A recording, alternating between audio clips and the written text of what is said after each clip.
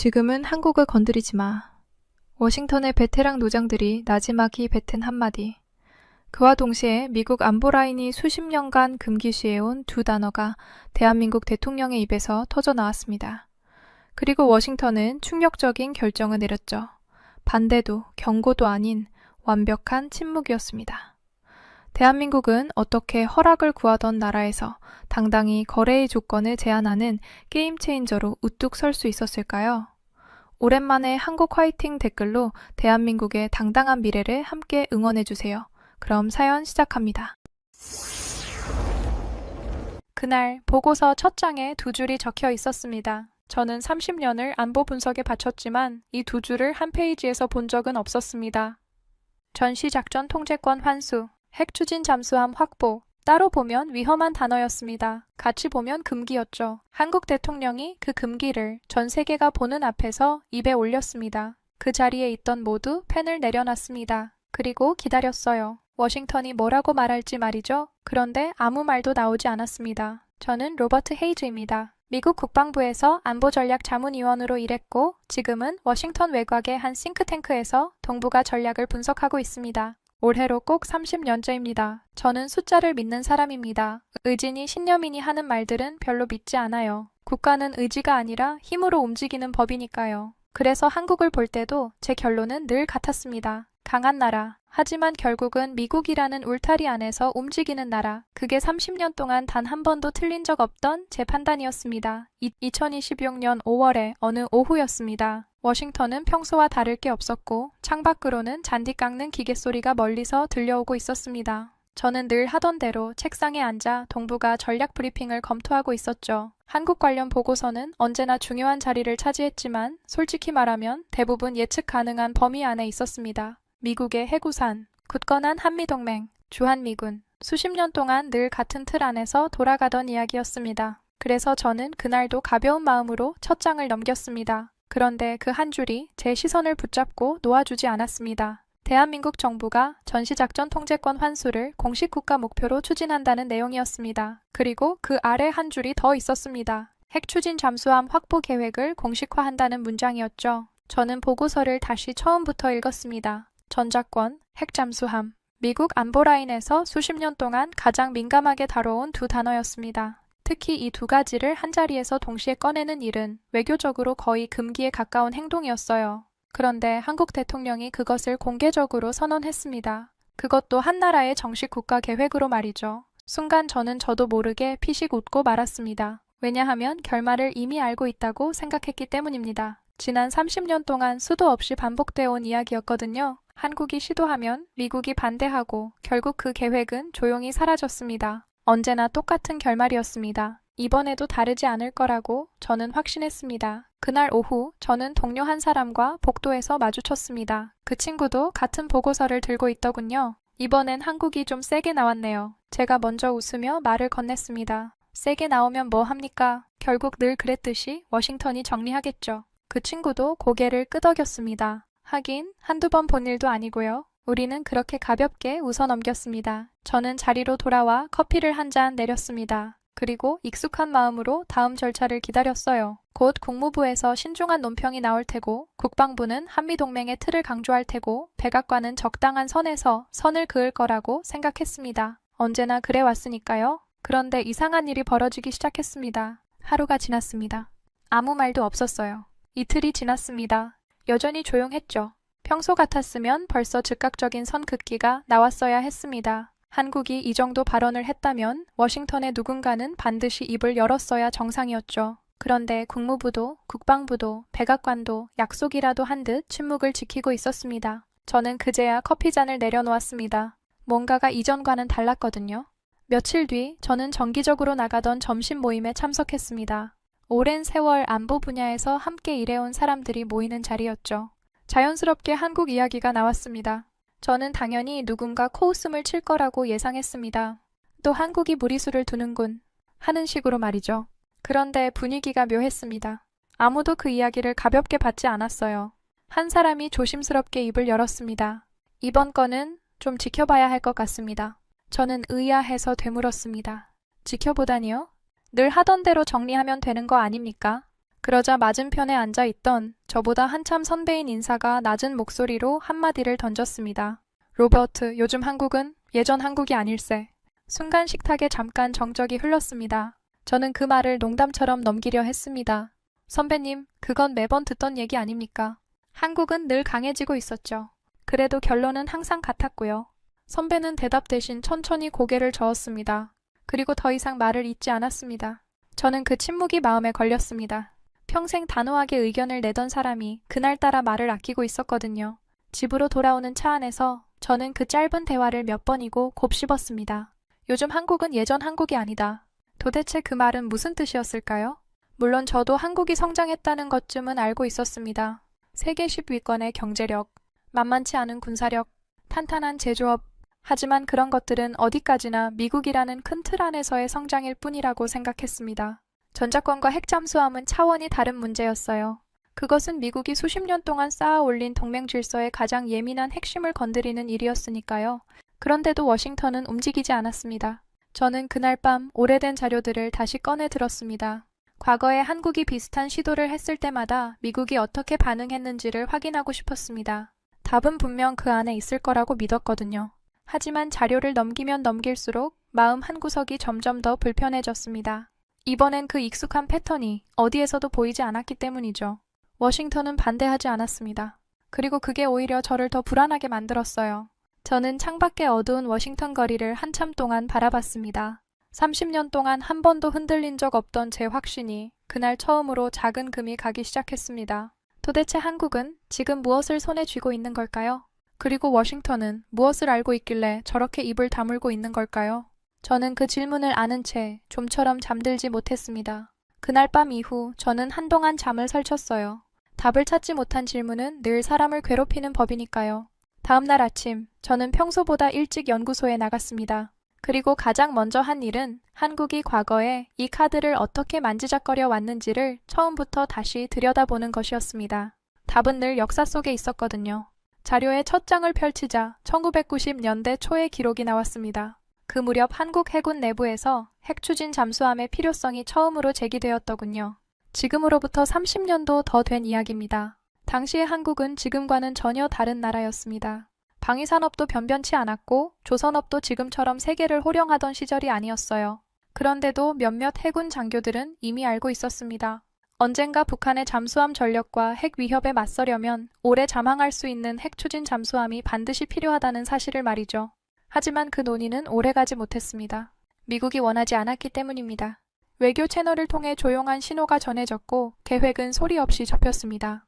저는 그 대목을 읽으며 가볍게 고개를 끄덕였죠. 당연한 결과라고 생각했거든요. 그런데 자료를 넘길수록 비슷한 일이 계속 반복되고 있었습니다. 2003년의 기록이 눈에 들어왔습니다. 한국 해군이 극비리의 한 사업을 추진하고 있었더군요. 서류상으로는 그저 평범한 번호가 붙은 연구사업이었지만 그 실체는 핵추진 잠수함 개발 계획이었습니다. 상당히 구체적인 단계까지 나아갔던 모양입니다. 그런데 이 계획은 외부에 알려지고 말았습니다. 그리고 얼마 지나지 않아 사업은 그대로 중단됐습니다. 저는 잠시 자료에서 눈을 떼고 생각했습니다. 또 같은 결말이었습니다. 거의 손에 잡힐 듯 하다가 마지막 순간에 멈춰서는 것. 전자권 문제도 들여다보니 다르지 않았습니다. 2007년, 한국은 2012년에 전시작전 통제권을 돌려받기로 합의했습니다. 명확한 날짜까지 못 박은 약속이었죠. 그런데 막상 2012년이 다가오자 그 시점은 2015년으로 미뤄졌습니다.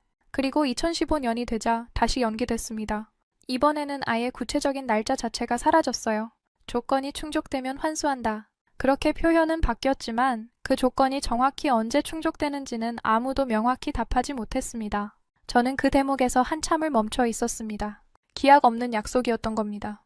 한국은 매번 성실하게 조건을 채워나갔지만 결승선은 그때마다 저만치 더 뒤로 물러나 있었던 셈이죠. 마치 영원히 끝나지 않는 시험을 치르는 것처럼 말입니다. 그 무렵 마침 한국 측 인사 한 사람과 화상으로 이야기를 나눌 기회가 있었습니다.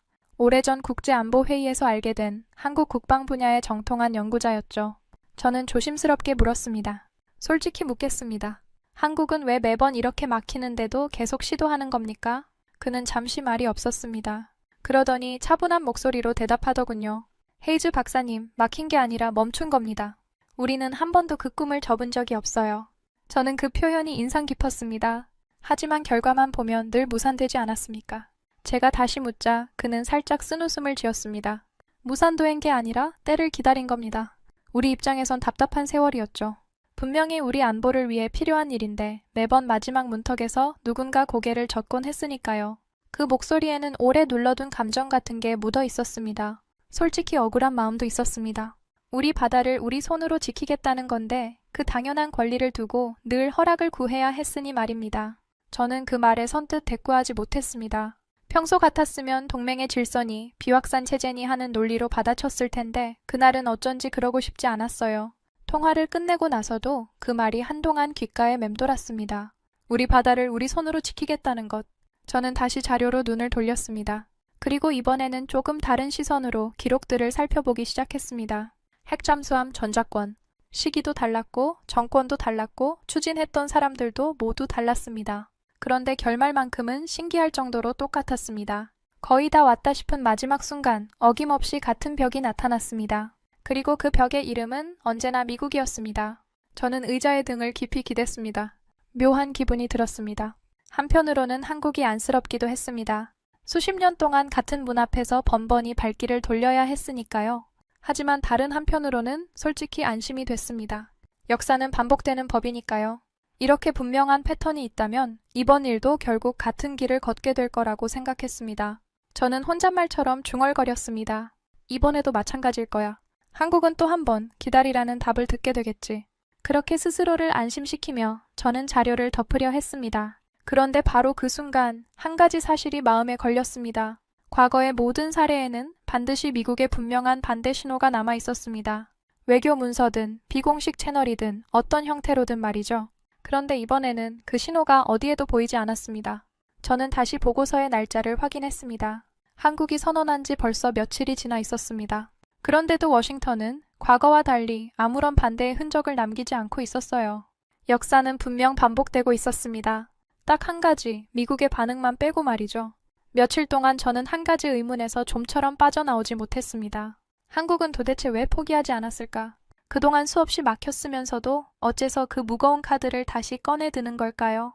보통의 나라라면 진작에 단념했을 법한 일이었습니다. 그래서 저는 자료를 더 깊이 파고들기 시작했습니다. 그런데 들여다볼수록 제가 알던 그림과는 전혀 다른 사실이 드러나기 시작했어요.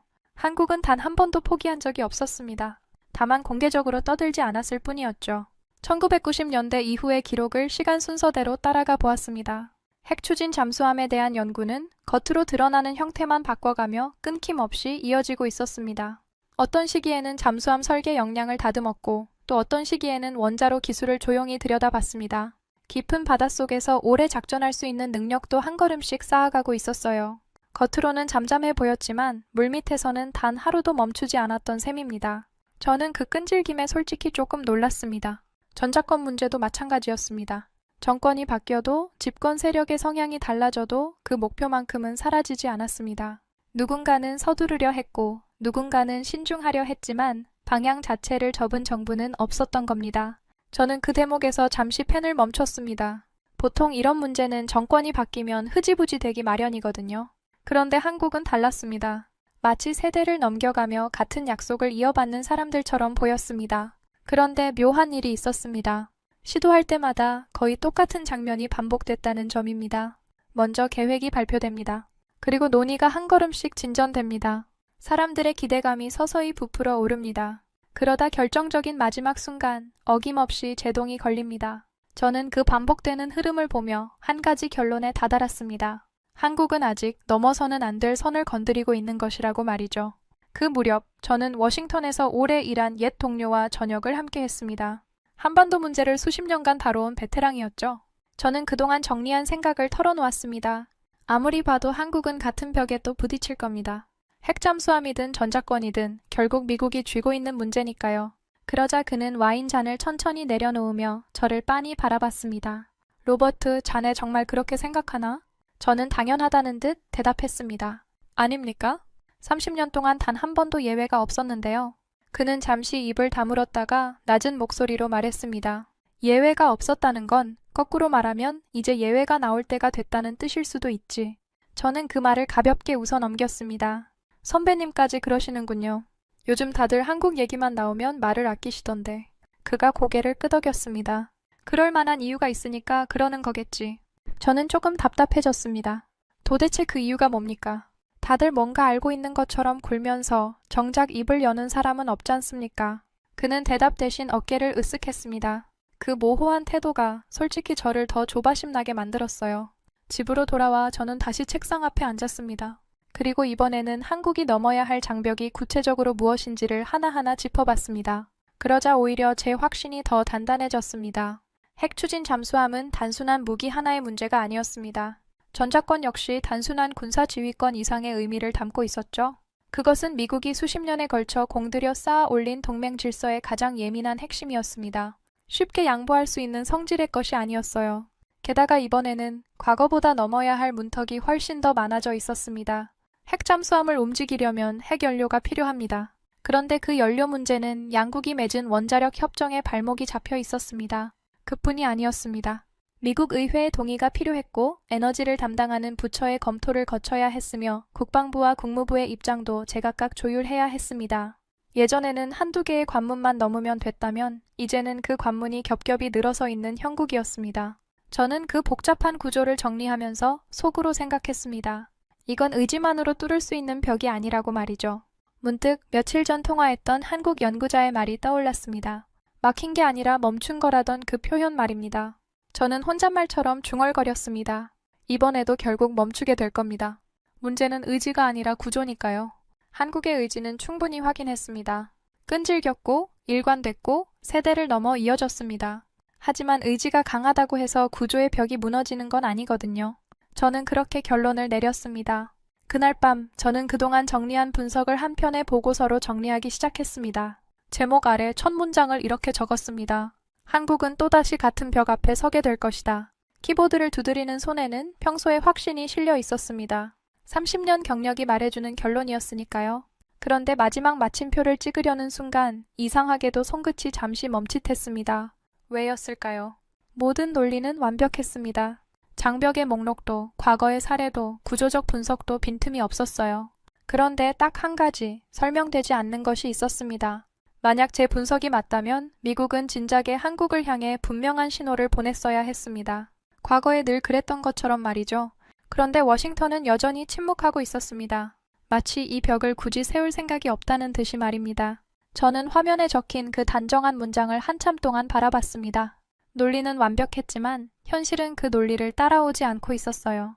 저는 결국 보고서를 저장하지 못한 채 화면을 닫고 말았습니다. 그 작은 망설임이 무엇을 의미하는지 그때는 미처 몰랐습니다. 보고서를 끝내 마무리하지 못한 그날 이후 저는 한동안 묘한 기분에 사로잡혀 있었습니다. 분명 제 논리에는 빈틈이 없었습니다. 그런데도 현실은 그 논리대로 움직이지 않았어요. 워싱턴은 움직일 수 있었습니다. 아니, 정확히 말하면 움직일 수 있는데도 움직이지 않고 있었던 겁니다. 그 차이는 작아 보여도 결코 작은 것이 아니었습니다. 능력이 없어서 가만히 있는 것과 능력이 있는데도 일부러 가만히 있는 것은 완전히 다른 이야기니까요. 저는 단도직입적으로 물었습니다. 솔직히 이해가 안 됩니다. 그 자리에서 어떻게 거절이 안 나올 수가 있었던 겁니까? 그는 잠시 웃더니 차분하게 말했습니다. 헤이즈 박사, 그 회담을 그냥 안보 회담이라고 생각하면 영원히 답이 안 나옵니다. 저는 되물었습니다. 안보 회담이 아니면 그럼 뭐란 말입니까? 그의 대답은 짧지만 묵직했습니다. 거래였죠. 정확히는 서로가 필요한 걸 주고받는 협상이었습니다. 저는 그 말에 잠시 멈칫했습니다. 협상이라는 단어가 묘하게 가슴을 파고들었거든요. 그가 말을 이었습니다. 생각해 보십시오. 한국은 미국이 절실히 원하는 걸 쥐고 있었습니다. 반도체, 조선, 방산, 거기에 막대한 대미 투자까지요.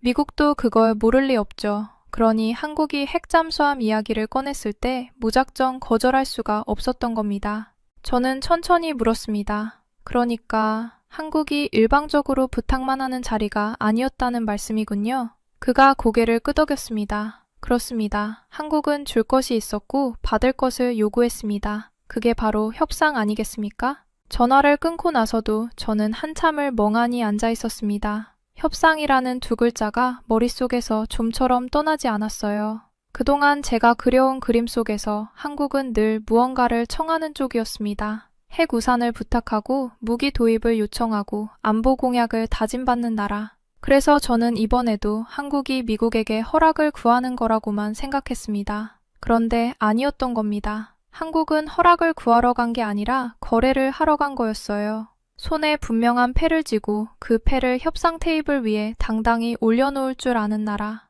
어느새 한국은 그런 위치에 올라서 있었던 겁니다. 저는 다시 자료를 펼쳐 1990년대의 한국과 지금의 한국을 나란히 놓고 비교해봤습니다. 그 격차는 생각보다 훨씬 컸습니다. 그날의 주제 가운데 자연스럽게 한국 이야기가 올라왔습니다. 저는 속으로 생각했습니다. 이제야 제대로 된 반대 의견을 들을 수 있겠구나. 이런 자리에서라면 누군가는 한국의 무모함을 날카롭게 지적할 거라고 확신했거든요. 그런데 분위기가 영 이상했습니다. 누구도 한국을 강하게 비판하지 않았습니다. 오히려 다들 약속이라도 한 듯 말을 아끼고 있었어요. 저는 그 침묵이 답답해서 제가 먼저 운을 뗐습니다. 솔직히 말씀드리면 저는 이번 한국의 계획도 결국 무산될 거라고 봅니다. 구조적으로 넘기 어려운 벽이 너무 많거든요. 제 말이 끝나자 잠시 정적이 흘렀습니다. 평소 같았으면 곧바로 동의하는 목소리가 여기저기서 나왔을 겁니다. 그런데 그날은 아무도 선뜻 맞장구를 치지 않았어요. 테이블 건너편에 앉아있던 한 인사가 안경을 고쳤으며 천천히 입을 열었습니다. 글쎄요, 저는 그렇게 단정하기가 좀 조심스럽습니다. 저는 의외라는 표정으로 되물었습니다. 조심스럽다니요?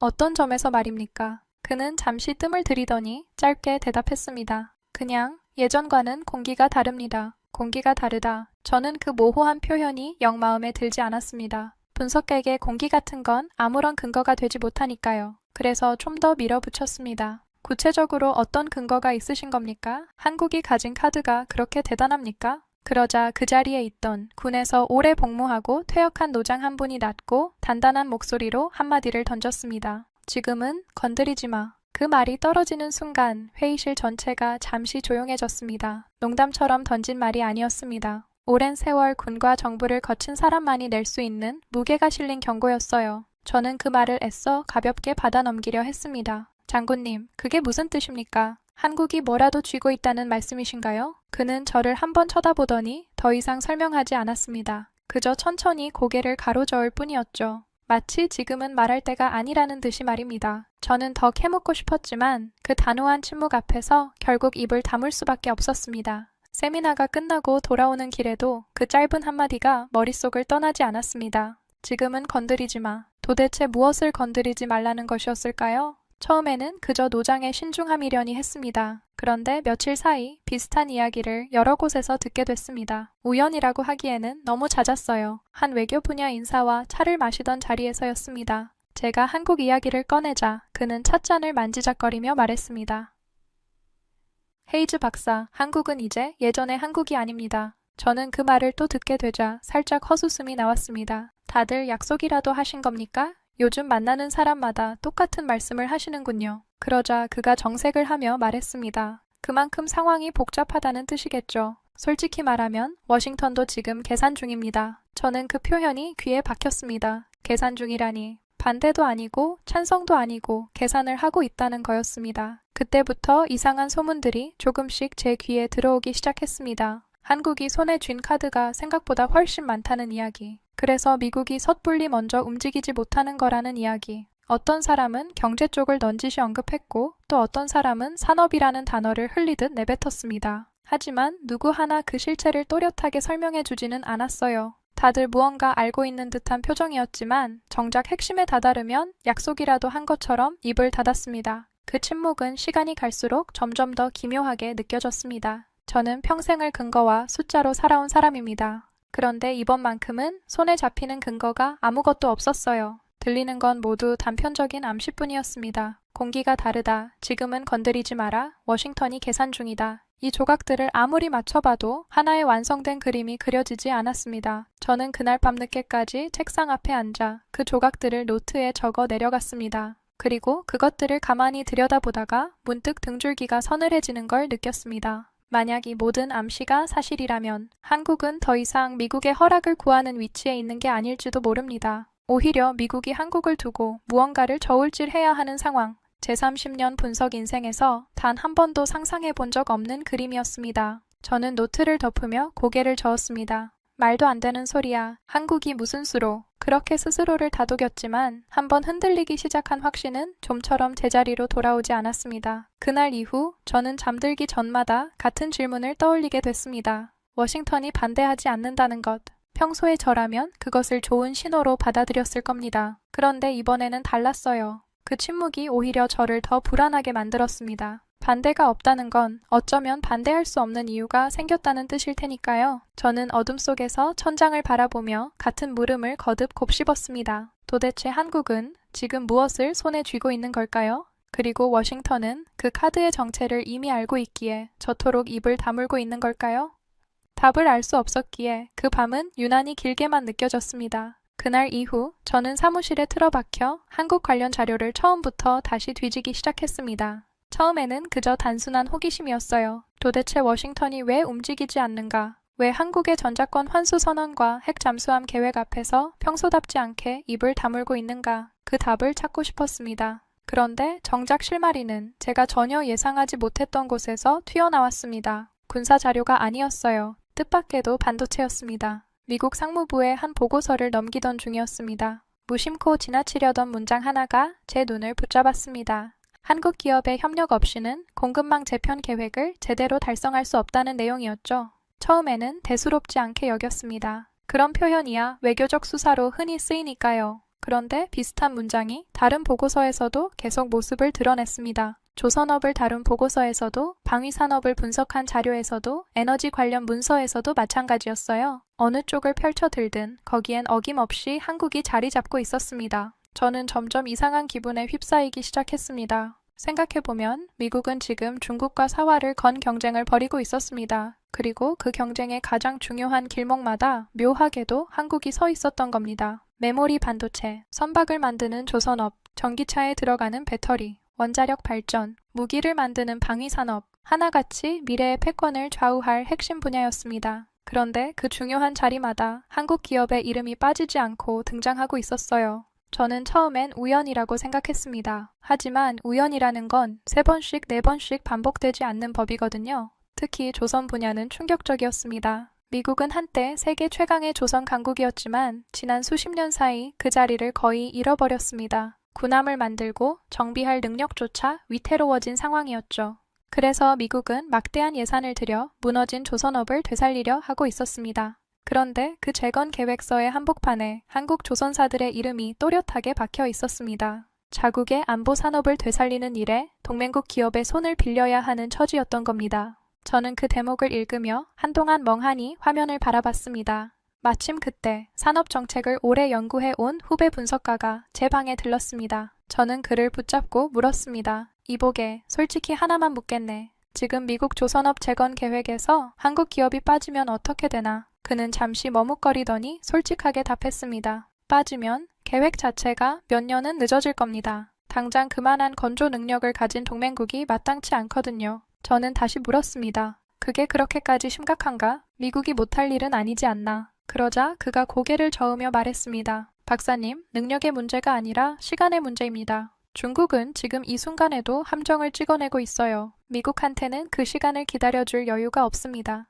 저는 그 말에 잠시 할 말을 잃었습니다. 후배가 돌아간 뒤 저는 다시 자료 더미로 눈을 돌렸습니다. 이번에는 반도체 쪽을 좀 더 깊이 들여다봤습니다. 미국은 첨단 반도체를 자국 안에서 생산하겠다는 거대한 구상을 추진하고 있었습니다. 그런데 그 구상을 현실로 옮기려면 메모리 반도체 분야에서 압도적인 경쟁력을 가진 한국 기업들의 참여가 반드시 필요했습니다.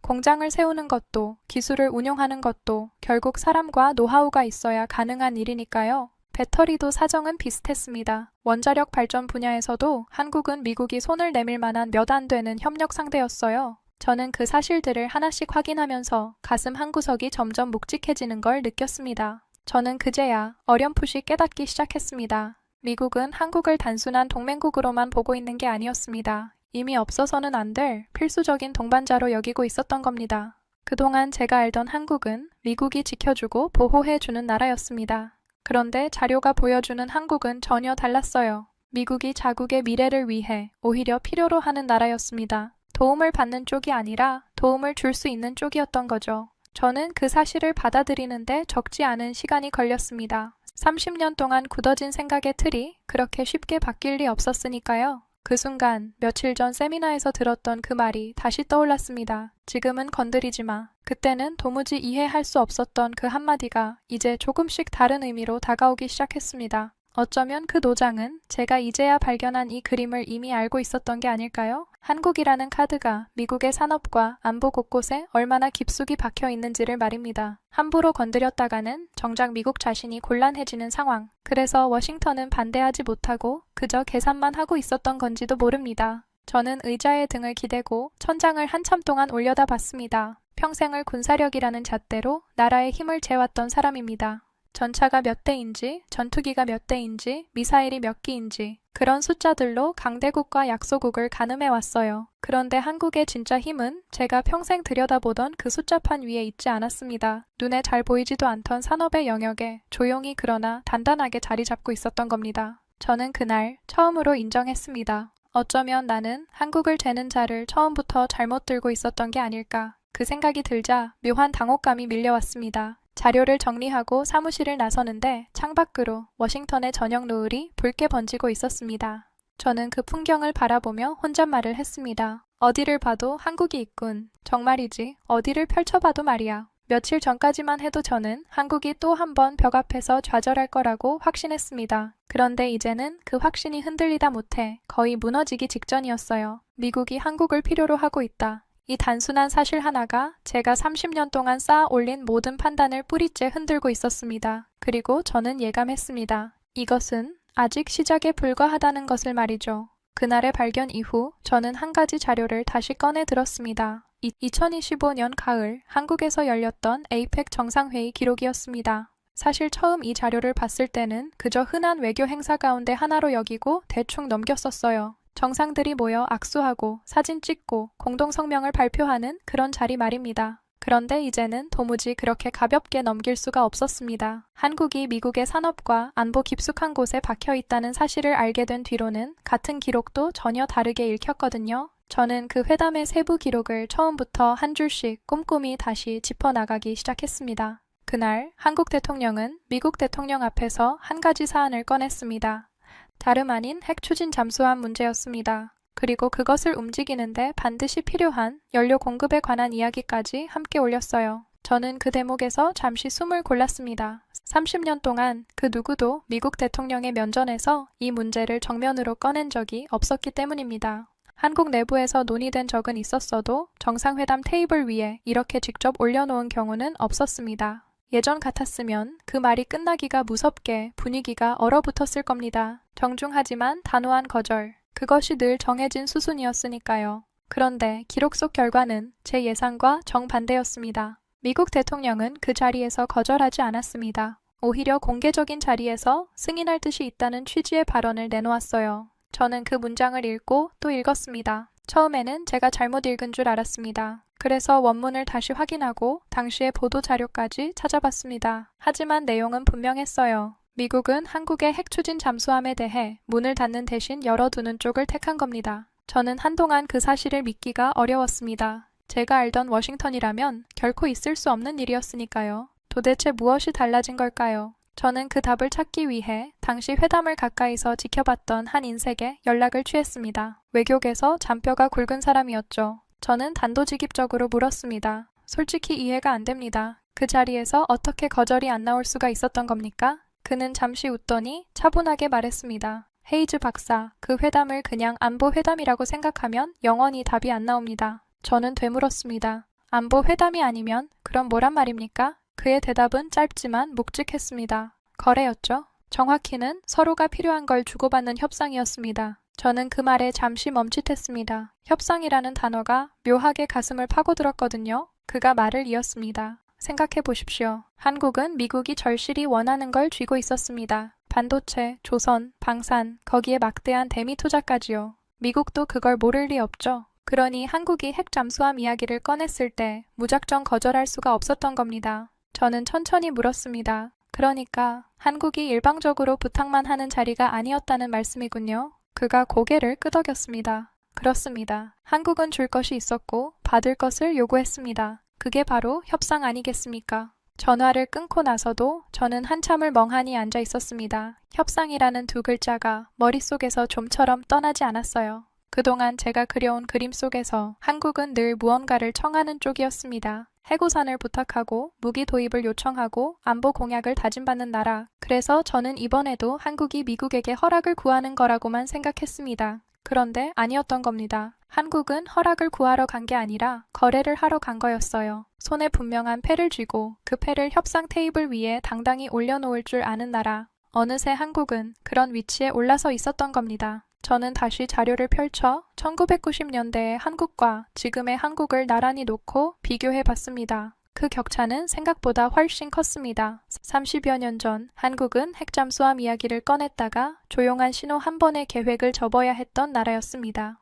미국이 원하지 않는다는 그 한마디 앞에서 별다른 대응조차 하지 못했죠. 그런데 지금의 한국은 세계 최고 수준의 반도체를 만들고 무너진 미국 조선업이 손을 내밀 만큼 강력한 건조 능력을 갖추고 유럽 여러 나라가 줄을 서서 사가는 무기를 만드는 나라가 되어 있었습니다. 협상력의 무게 자체가 그때와는 비교할 수 없을 만큼 달라져 있었던 겁니다.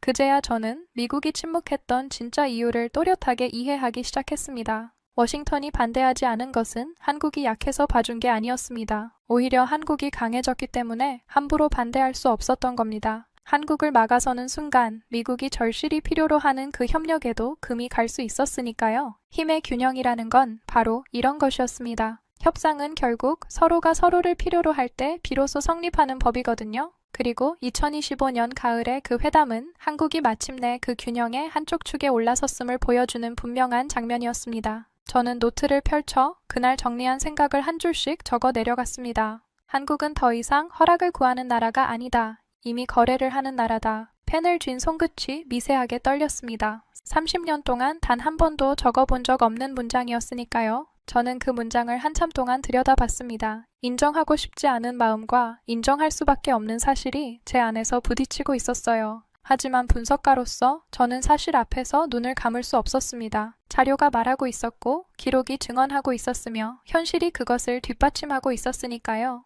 창밖에는 어느새 어둠이 내려앉아 있었습니다. 저는 한동안 그 어둠을 바라보며 묘한 감정에 잠겼습니다. 두려움도 아니고 거부감도 아니었어요. 굳이 표현하자면 일종의 전율에 가까웠습니다. 평생을 들여다본 대상이 어느 순간 전혀 다른 얼굴로 다가올 때 느껴지는 그런 떨림 말입니다. 저는 처음으로 한국이라는 나라에서 협상의 냄새를 맡았습니다. 그것은 부탁하는 자의 냄새가 아니었습니다. 분명한 패를 손에 쥔 자만이 풍길 수 있는 거래하는 자의 냄새였어요. 제가 알던 한국은 그 어디에도 없었습니다. 그리고 저는 어렴풋이 직감했습니다. 한국은 이미 다음 수를 준비하고 있을 거라는 사실을 말이죠. 그리고 마침내 제가 가장 크게 놀랐던 순간이 찾아왔습니다. 2026년 5월이었습니다.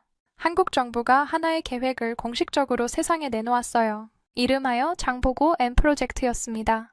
처음 그 소식을 접했을 때 저는 당연히 잠수함의 재원부터 살폈습니다. 몇 톤급인지, 어떤 무장을 싣는지, 작전 방향은 어느 정도인지 평생을 그렇게 분석해 왔으니까요. 그런데 자료를 들여다볼수록 정작 제 시선을 사로잡은 건 잠수함 그 자체가 아니었습니다. 그것을 발표하는 한국의 태도였어요. 예전에 한국이었다면 분명 기다렸을 겁니다. 미국의 결론이 나올 때까지, 미국 의회의 판단이 내려질 때까지, 관련 부처들의 협의가 마무리될 때까지 말이죠. 늘 그래왔습니다. 허락이 떨어지기를 기다리고, 신호가 오기를 기다리고, 문이 열리기를 기다렸습니다. 그런데 이번에는 전혀 달랐습니다. 한국은 기다리지 않았어요. 누가 답을 주기도 전에 먼저 선언해버린 겁니다. 8,000톤급의 핵추진 잠수함을 자국 기술로 직접 건조하겠다는 계획, 그것도 독자적으로 개발해 실전에 배치하겠다는 목표까지 모든 것을 거침없이 공개했습니다. 저는 그 발표문을 읽으며 등줄기에 서늘한 무언가가 스치는 걸 느꼈습니다. 저는 그 발표 영상을 몇 번이고 돌려봤습니다. 한 번 보고 또 보고 다시 봤어요. 화면 속 한국 관계자들의 표정에는 망설임이나 불안 같은 게 보이지 않았습니다. 오히려 차분한 확신이 깔려 있었습니다. 마치 이미 오래전에 결심을 끝낸 사람들처럼 말이죠. 발표가 이뤄진 진해의 해군 기지 풍경도 함께 화면에 잡혔습니다. 도크 위로 거대한 크레인이 늘어서 있었고 작업복을 입은 사람들이 분주히 오가고 있었어요. 그 장면에는 어떤 비장함보다 오히려 담담한 일상의 분위기가 흘렀습니다. 저는 그 모습을 보며 한 가지 의문이 들었습니다.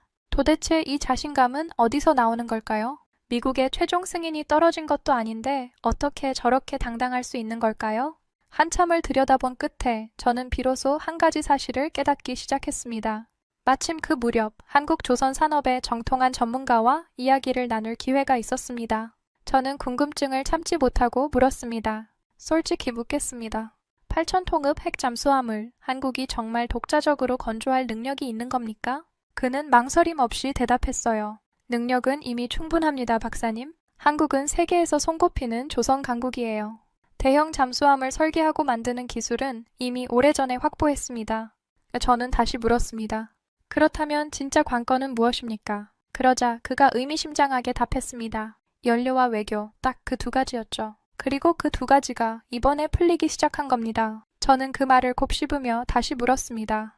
그런데 미국의 최종 결정도 안 났는데 이렇게 먼저 발표해버리면 부담스럽지 않겠습니까? 그는 잠시 웃더니 이렇게 말했습니다. 헤이즈 박사님, 그게 바로 달라진 점입니다. 예전엔 우리가 눈치를 봤지만 이제는 우리가 먼저 판을 깔아요. 먼저 움직이면 상대가 그 위에서 계산을 시작하게 되거든요. 저는 그 말에 한 대 얻어맞은 기분이었습니다. 먼저 움직이면 상대가 그 판 위에서 계산을 시작한다. 그것은 약자가 아니라 분명한 강자의 화법이었어요. 며칠 뒤 저는 워싱턴에서 또 다른 인사를 만났습니다. 한미 방산 협력을 오래 지켜본 사람이었죠. 저는 솔직한 심정을 털어놓았습니다. 30년을 봐왔지만 한국이 이렇게 먼저 치고 나오는 건 처음 봅니다. 무모한 건 아닐까요? 그는 고개를 천천히 저었습니다. 무모한 게 아니라 계산된 자신감입니다. 한국은 이미 자기들이 무엇을 가졌는지 정확히 알고 있어요. 그러니 먼저 움직여도 두렵지 않은 거죠. 저는 그 말에 잠시 침묵했습니다. 네, 그가 더 브리텄습니다. 박사님, 한국이 만든 무기를 유럽이 왜 사겠습니까? 값이 싸서요? 아닙니다. 빠르고 정확하고 믿을 만하니까 사는 겁니다. 네, 그 신뢰가 곧 협상력입니다. 저는 그 한마디에 다시 한번 생각을 고쳐야 했습니다. 전화를 끊고 저는 다시 발표 자료로 눈을 돌렸습니다. 그리고 이번에는 잠수함이 아니라 그 계획이 불러올 파급 효과를 들여다봤습니다.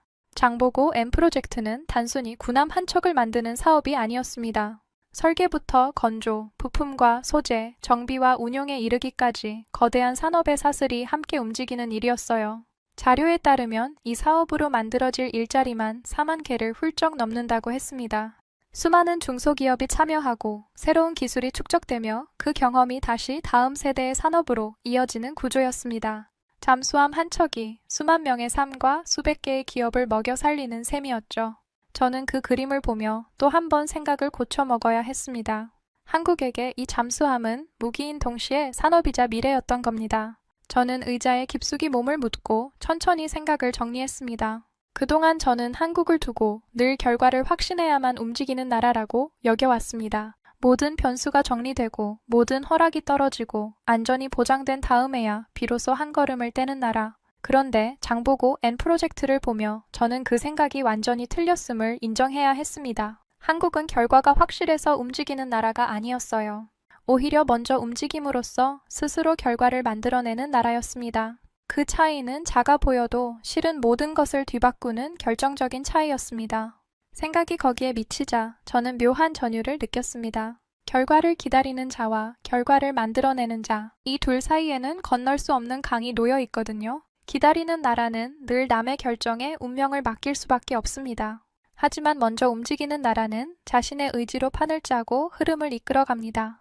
한국은 어느새 후자의 자리에 올라서 있었던 겁니다. 저는 그 사실을 받아들이며 솔직히 소름이 돋았습니다. 30년 동안 제가 봐온 한국은 늘 강을 건너기 직전에서 망설이는 나라였는데 말이죠. 그런데 이번에는 이미 강을 건너 저편에 서 있었습니다. 저는 노트를 꺼내 떠오르는 생각을 천천히 적어 내려갔습니다. 그들은 더 이상 기다리지 않았다. 먼저 움직였다. 그리고 그 움직임이 세상의 계산을 바꾸고 있다. 펜을 멈추고 저는 한참 동안 창밖을 바라봤습니다. 워싱턴의 밤하늘은 여느 때와 다름없이 고요했지만 제 마음속에서는 무언가가 크게 요동치고 있었습니다. 한국이라는 나라의 자신감, 그것의 정체를 저는 이제야 어렴풋이 알 것 같았어요. 그건 막연한 자만이 아니었습니다. 수십 년 동안 묵묵히 쌓아 올린 실력에서 나오는 단단하고 조용한 확신이었습니다. 그날 밤 저는 쉽게 잠들지 못했습니다. 자꾸만 그 발표 영상 속 차분한 표정들이 떠올랐거든요. 그리고 그 표정 뒤에 숨은 수많은 사람들의 시간이 보이는 듯 했습니다. 잠수함을 설계한 엔지니어들, 조선소에서 땀 흘린 기술자들, 수십 년 동안 같은 꿈을 포기하지 않고 묵묵히 이어온 사람들, 장보고 N이라는 이름 하나에 그 모든 세월이 응축되어 있었던 겁니다. 저는 천장을 바라보며 혼잣말을 했습니다. 이 나라는 도대체 얼마나 오랫동안 이 순간을 준비해온 걸까? 그 질문의 답이 어쩌면 한국의 진짜 힘을 푸는 마지막 열쇠일지도 모른다는 예감이 들었습니다. 그리고 저는 그 열쇠를 향해 한 걸음 더 다가가고 있었습니다. 저는 평생을 한국이라는 나라를 연구하며 살아왔습니다. 누구보다 한국을 잘 안다고 자부했어요. 그런데 이제 와서 저는 부끄러운 고백을 하나 해야 할 것 같습니다. 저는 한국을 제대로 본 적이 단 한 번도 없었습니다. 30년이라는 세월 동안 저는 줄곧 엉뚱한 곳만 들여다보고 있었던 겁니다. 저는 늘 군사력만 봤습니다. 전차가 몇 대인지, 전투기가 몇 대인지, 미사일이 몇 기인지 그 숫자들을 표로 정리하고 다른 나라와 견주어 보며 한국의 위치를 가늠했습니다. 그것이 한 나라의 힘을 재는 가장 정확한 잣대라고 믿었으니까요. 그런데 이제는 압니다. 한국의 진짜 힘은 제가 그토록 들여다보던 그 숫자판 위에 있지 않았습니다. 그 힘은 전혀 다른 곳에서 무려 70년이라는 긴 시간 동안 조용히 자라고 있었던 겁니다. 저는 한국의 역사를 다시 떠올려 봤습니다. 70여 년 전 한국은 전쟁으로 모든 것이 잿더미가 된 나라였습니다. 변변한 공장 하나 없었고 가진 자원도 마땅치 않았어요. 세계의 그 누구도 이 가난한 나라가 다시 일어서리라고 믿지 않았습니다. 그런데 한국은 그 폐허 위에서 조선소를 세웠습니다. 처음에는 남의 설계도를 빌려 배를 만들었지만 이제는 세계에서 가장 정교한 선박을 만들어내는 나라가 됐어요. 반도체도 마찬가지였습니다. 아무것도 없던 자리에서 시작해 이제는 전 세계가 한국의 메모리 반도체 없이는 돌아가지 못하는 시대가 됐습니다. 유럽의 강국들이 한국의 무기를 사기 위해 줄을 서고 한국이 만든 원자력 발전소가 머나먼 나라의 사막 위에 우뚝 섰습니다. 저는 그 사실들을 하나씩 짚어보며 가슴이 묵직해지는 걸 느꼈습니다. 한국은 어느 날 갑자기 강해진 나라가 아니었습니다. 70년 동안 단 하루도 멈추지 않고 한 걸음씩 협상력을 쌓아 올린 나라였어요. 누가 알아주지 않아도 묵묵히 그렇게 한층 한층 탑을 쌓아 올린 겁니다. 그리고 그 탑이 어느새 미국도 중국도 함부로 무시할 수 없는 높이에 다다라 있었던 거죠. 저는 그제야 왜 워싱턴이 그토록 오래 침묵했는지를 완전히 이해할 수 있었습니다. 그것은 한국을 가볍게 봐서가 아니라 너무도 무겁게 여겼기 때문이었습니다. 그 무렵 저는 오래전 함께 일했던 한 동료와 통화를 나눴습니다. 제 변화를 눈치챈 그가 농담처럼 물었어요. 로버트, 자네 요즘 한국 얘기만 나오면 사람이 달라진다던데 정말인가? 저는 솔직하게 답했습니다. Amazing. 부끄럽지만 내가 30년 동안 한국을 완전히 잘못 보고 있었다는 걸 이제야 알았어. 그는 잠시 말이 없다가 조용히 물었습니다. 그럼 자네가 본 한국의 진짜 힘은 뭐였나? 저는 한참을 생각하다 대답했습니다. 무기가 아니었어. 70년이라는 시간이 만든 힘이었지. 그 긴 세월을 견뎌낸 사람들 말일세. 전화기 너머로 그가 낮게 한숨을 내쉬는 소리가 들렸습니다. 그 말을 자네 입으로 들으니 나도 뭔가 뭉클하군. 통화를 끝내고 저는 창가에 서서 한참을 생각에 잠겼습니다. 문득 자료에서 봤던 진해의 풍경이 다시 떠올랐습니다. 그 항구에서 시작된 이야기, 거대한 도크와 분주히 움직이던 사람들. 처음 그 장면을 봤을 때 저는 어쩐지 서늘한 공기를 느꼈었습니다. 그때는 그것이 어떤 두려움 같은 거라고 생각했어요. 무언가 거대한 것이 깨어나는 데서 오는 위압감 말입니다. 그런데 이제는 그 서늘함의 정체를 알 것 같습니다. 그건 두려움이 아니었습니다. 70년 동안 단단히 묶여있던 무언가가 마침내 풀려나 움직이기 시작할 때 느껴지는 긴장감이었어요. 오랜 잠에서 깨어난 거인이 처음으로 기지개를 켤 때 공기마저 팽팽해지는 그런 순간 말입니다. 저는 다시 책상으로 돌아와 그동안 모아온 자료들을 천천히 정리했습니다. 전쟁의 폐허에서 시작해 세계 군사력 상위권에 올라선 나라. 반도체와 조선과 방산에서 누구도 무시할 수 없는 경쟁력을 갖춘 나라. 그리고 마침내 전자권 환수와 핵 추진 잠수함이라는 30년 동안 꿈꿔온 목표를 스스로의 힘으로 밀어붙이는 나라. 이 모든 것이 결국 하나의 이야기였습니다. 보호받던 나라가 스스로 협상의 조건을 만드는 나라로 올라서는 길고 긴 성장의 이야기 말입니다. 저는 한 가지를 분명히 깨달았습니다. 한국은 더 이상 누군가의 우산 아래에서 보호받는 나라가 아니었습니다. 이제는 스스로 협상의 조건을 만들어내는 나라가 되어 있었어요. 미국이 필요로 하고 세계가 주목하며 그 누구도 함부로 대할 수 없는 나라.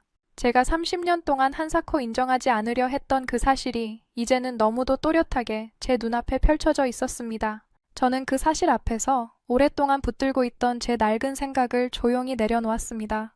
솔직히 고백하자면 한 나라를 연구하는 사람으로서 자신의 판단이 틀렸음을 인정하는 일은 결코 쉽지 않습니다. 30년이라는 세월이 통째로 흔들리는 기분이었으니까요. 그런데 신기하게도 그 인정의 끝에서 제가 느낀 감정은 좌절이 아니었습니다. 오히려 일종의 벅참이었어요. 한 나라가 그토록 오랜 시간을 견디고 마침내 제 발로 우뚝 서는 과정을 제가 두 눈으로 직접 지켜봤다는 사실. 그것이 분석가로서 제 인생에서 가장 값진 경험이었음을 저는 부정할 수 없었습니다. 이제 세계는 한국을 다른 눈으로 보기 시작할 겁니다. 더 이상 작은 나라, 보호받는 나라, 미국의 그늘 아래 머무는 나라로 보지 않을 거예요. 스스로 미래를 설계하고 당당히 거래의 테이블에 앉으며 자신의 운명을 자신의 손으로 결정하는 나라. 세계는 이제 그런 한국과 마주하게 될 겁니다. 그리고 저 로버트 헤이즈 역시 그렇습니다. 한국을 군사력의 잣대로만 재던 낡은 분석가는 이제 더 이상 존재하지 않습니다. 저는 한 나라가 70년에 걸쳐 써내려간 위대한 이야기의 마지막 한 장을 목격한 증인이 되었습니다. 창밖으로 워싱턴의 아침이 밝아오고 있었습니다. 저는 오랜만에 깊은 숨을 들이쉬었어요. 30년 동안 저를 가두고 있던 하나의 믿음이 그 아침 햇살 속에서 조용히 무너져 내렸습니다. 그리고 그 자리에는 한국이라는 나라에 대한 깊은 존경이 들어섰습니다. 국가는 의지가 아니라 힘으로 움직인다고 저는 평생 믿어왔습니다. 그 말은 지금도 틀리지 않았다고 생각해요. 다만 저는 한 가지를 몰랐던 겁니다. 진짜 힘이란 무기의 숫자가 아니라 70년이라는 시간이 만들어낸다는 것을 말이죠. 한국은 제게 그 사실을 가르쳐 주었습니다. 그리고 저는 그 가르침을 평생 잊지 못할 겁니다. 우이스 우리들의 이야기 작은 꿈도 커지는 이 순간 웃으며 함께 나가요 모두의 마음이 크게 울려요. 당신만의 감동 이야기가 늘 당신 곁에서 따뜻한 순간으로 남길 바랍니다. 다음에도 따뜻한 이야기로 다시 찾아올게요.